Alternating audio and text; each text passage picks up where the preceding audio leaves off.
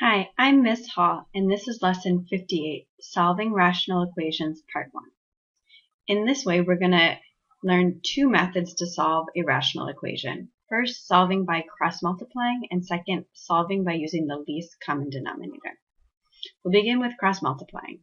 You can use cross-multiplying to solve a rational equation when each side of the equation is a single rational expression. So you can see in example 1, there's a rational expression on the left and the right side. There's nothing else. There's no, you'll see in the next example, but we're not adding another rational expression to one side. So when we have this situation, we can cross-multiply to solve. So reminder, cross-multiplying here, we're going to take 3 times 4x plus 5 and set that equal to 9 times x plus 1. Then distribute the 3, 12x plus 15 equals 9x plus 9. Isolate the variable on one side, so subtract 9x from both sides to get 3x. Subtract 15 from both sides to get negative 6. X equals negative 2. Now it's probably a good idea before I box this in, just to make sure negative 2 as x doesn't make the either side undefined, doesn't make a denominator 0. So if I plug it in, negative 2 plus 1 is negative 1, and negative 8 plus 3 is not 0. So my answer is x equals negative 2. The second method we're going to learn in this lesson is solving by using the least common denominator.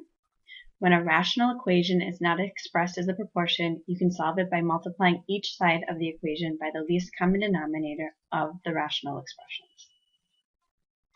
Okay, so in example 3, the least common denominator here is 4x.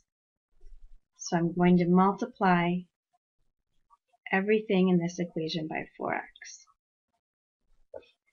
If it helps, that is 4x over 1.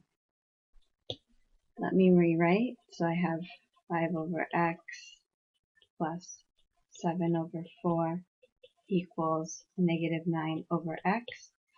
The negative in a fraction typically comes right in the middle. That's just the format you see it in. I want to make sure that negative doesn't get lost, and you only assign it to the numerator or denominator, not both. So you'll see that I moved it up to the 9, and that's where I'm going to track it as I solve this equation. Now I said I multiply everything by the least common denominator, which is 4x.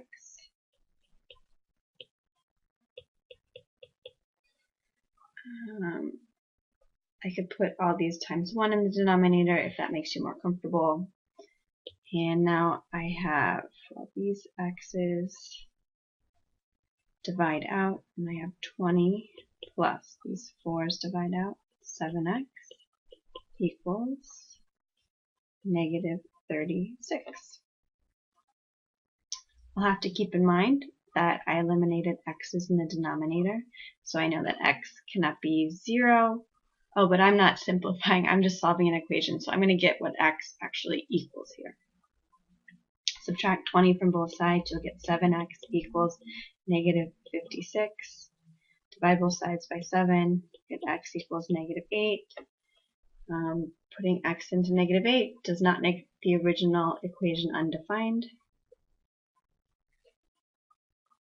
Therefore, x equals negative 8.